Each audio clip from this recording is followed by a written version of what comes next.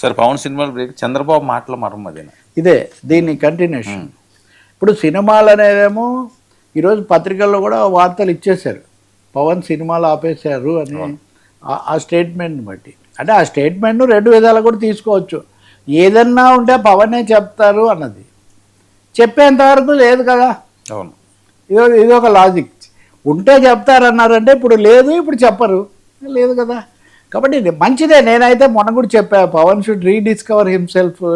ఎందుకంటే ఎప్పుడు ఎవరు చేయని విధంగా ఆయన ఇటు ఉప ముఖ్యమంత్రి పాత్ర, ఇటు పవర్ స్టార్ పాత్ర రెండు పోషించాలన్నప్పుడు కొంచెం చాలా జాగ్రత్తగా అది ఇంకా కొంచెం ఇమేజ్ పెంచే విధంగా చూసుకుంటే, మెసేజ్ సరిగ్గా ఉండే విధంగా తప్ప రెండైతే అర్థమయ్యాయండి.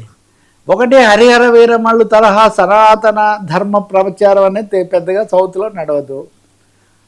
రెండోది పెద్దగా కథ లేకుండా కొంచెం ఇవి ట్రిక్స్ జిమ్మిక్స్తో నడవదు. ఈ రెండు అయితే తేలిపోయింది, ఏం చేస్తారో తెలియదు. అయితే చంద్రబాబు మాటల మర్మం అంటుంది నిజానికి సినిమాల గురించి కాదు. నిన్న ఆర్చల్ మెటల్ ఆ ఫ్యాక్టరీ శంకుస్థాపన అవన్నీ జరిగినప్పుడు పోటాపోటీగా మాట్లాడారు.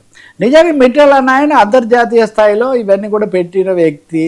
ఆయన ఏదో ఆంధ్రప్రదేశ్ మీద సెంటిమెంట్తోనూ రాలేదు, లేదా రాజకీయాలతో లోబడిపోయేది కూడా ఏమీ లేదు. కానీ వీళ్ళు పోటాపోటీగా దీంతోనే వస్తుంది. ఇంకా చెప్పాలంటే ప్రపంచంలోనే ఇది చాలా అగ్రగణ్యం అయిపోతుంది అన్న స్థాయిలో మాట్లాడారు. పక్కనే విశాఖ ఉక్కు యొక్క విషాదకరమైన పరిస్థితిని గురించి మటుకు ఏదో మెన్షన్ చేయలేదని కాదు, చేశారు. కానీ విశాఖ ఉక్కును మించి మొత్తం ఫోకస్ అంతా మిట్టల్ మీద పెట్టారు. ఇంకా అందులో ఏమీ రెండో మాట లేదు. ఇంకా నారా లోకేష్ గారు అయితే ఒక ఏదో 20 నిమిషాలు లేకపోతే 30 నిమిషాలు ఒక జూమ్ కాల్తో అనేది ఎంత మారిపోయింది, దాంతోనే నొప్పించారు. ఆయన మాట్లాడి ఉండొచ్చు, కానీ ఇంత పెద్ద ప్రపంచ కుబేరులు ఒక జూమ్ కాల్తోనో ఒక అది ఇంకో దాంతోనే వాళ్ళు మారుతారని అనుకోలేం. వాళ్ళ లెక్కలు వాళ్ళకు ఉన్నాయి, వాళ్ళ సంబంధాలు వాళ్ళకు ఉన్నాయి. ఇది ఒకరోజు వ్యవహారం కూడా కాదు. ఈ క్రమంలో పవన్ కళ్యాణ్ కూడా మాట్లాడారు. పవన్ కళ్యాణ్ మాట్లాడుతూ దురంధర్ ఎఫెక్ట్ అంది అదే. చంద్రబాబు నాయుడు గారు రాజకీయ దురంధరుడు, ఇప్పుడు దురంధర ఎక్కువగా కనిపిస్తుంది కదా. ఆయన ఉన్నందువల్లే గతంలో ఇక్కడి నుంచి వెళ్ళిపోయిన పెట్టుబడులు పరిశ్రమలన్నీ కూడా తిరిగి వస్తున్నాయి అని పొగిడారు. మళ్ళీ చంద్రబాబు నాయుడు ఇస్తున్నమ్మ ఆయన మళ్ళీ సహజంగా పొగుడతారు కదా. మధ్యలో వంగలపూడి అనితో ఉన్నారు.